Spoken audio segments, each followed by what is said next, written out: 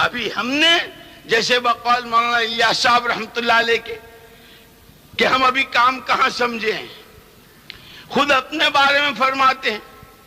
100 اور 100 کا 100 اور 100 کا 100 اور 100 کا 100، اس کا 100واں حصہ میری سمجھ میں آیا ہے جو میں تمہارے سامنے ہماری مشکل یہ ہے کہ 2 بول بولنے آگے تو ہم سمجھے کہ ہم تبلیغ سمجھ گئے، 2-4 باتیں کہیں کر لی تو سمجھے تو ارے کام تو بہت پتا مارو ہے، اللہ ہمیں تمہیں سمجھا دے۔ اور اس کی طاقت کے سمجھنے کے لیے دیکھو، میں نے جیسے عرض کیا تھا کہ مولانا الیاس صاحب رحمت اللہ علیہ فرماتے تھے کہ ہم تو اس کو کار نبوت اعتقاد کر کے کر رہے ہیں۔ میرے دوستو، آگے عرض کر رہا ہوں کیا مطلب ہے کار نبوت سمجھ؟ جو طاقت، جو تاثیر، جو نتیجہ خیزی حضور کے زمانے میں اس محنت میں تھی، وہی طاقت، وہی تاثیر، وہی نتیجہ خیزی آج بھی اس محنت میں اسی طرح۔ کہ کیا نتیجہ تھا کہ محمد الرسول اللہ صلی اللہ علیہ وسلم جب تشریف لائے، عالم کے 4 کونوں میں تاریکی ہی تاریکی، شرک ہی شرک، لیکن ابتدا کی تھی حضور پاک صلی اللہ علیہ وسلم نے ایمان کی دعوت سے۔ ایھا الناس قولوا لا الہ الا اللہ تفلحوا، یہاں سے ابتدا ہوئی تھی۔ اور اس ابتدا پر کتنے حالات کہ 13 سالہ مکی زندگی ساری مجاہدوں کی اور ساری تکلیفوں کی، آپ پر اور آپ کی دعوت پر لبیک کہنے والوں پر، یہاں تک کہ جب مدینے تشریف لائے ہیں تو وہاں بھی چین سے نہیں رہنے دیا۔ لیکن 23 سالہ محنت کے نتیجے میں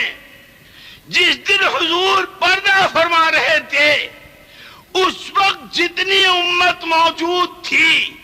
اور جتنے کلمہ گو مرد و عورت تھے، 100% امت 100% دین کے ساتھ اور دین اپنی حقیقت کے ساتھ۔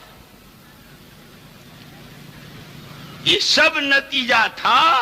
اس محنت کا اور دعوت کا کہ جب دعوت آئی ہے تو پورا دین اپنی حقیقت کے ساتھ پوری امت کے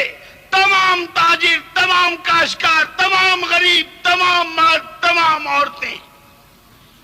ہر فرد امت 100% اپنی دین کی حقیقت کے ساتھ، اور پھر ہر ایک اس پر اپنی جان و مال لگانے والا۔ سبحان اللہ، ایک تمنا کر رہے ہیں خدا مجھے 10 زندگیاں دے، 10 کی 10 ایمان کی راہ میں لگا دوں۔ ایک تمنا کر رہے ہیں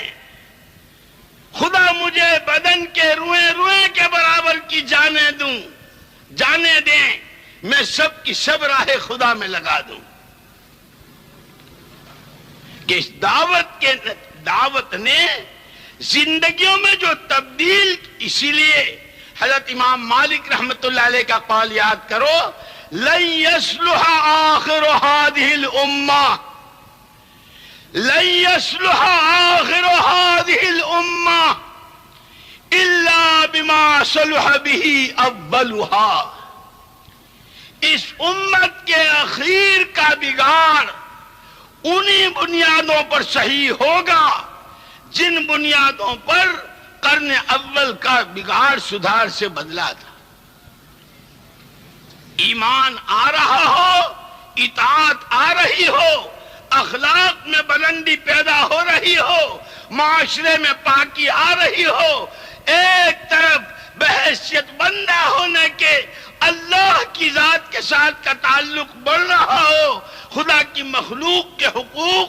اس کی پہچان اور اس کی ادائیگی کے ذریعے ہر ایک حق والے کا حق ادا ہو رہا ہو۔ یہ وہ بنیادیں ہیں، یہ وہ محنت ہے۔ اسی لیے میں مثال دیا کرتا ہوں کہ جیسے 500 کا نوٹ ہے، اس 500 کے نوٹ کی قیمت، اس سے ملنے والا سودا، اگر یہ 500 کا نوٹ صدر صاحب کے پاس ہے، وہ کسی دکان پر لے کے چلے جائیں، جو سامان 500 کا ان کو ملے گا، راستے میں جھاڑو دینے والے کے پاس 500 کا نوٹ ہے، وہ اس دکان پر چلا جائے تو اس کو بھی 500 روپے کا وہی سودا ملے گا جو صدر صاحب کو ملا ہے۔ کیوں؟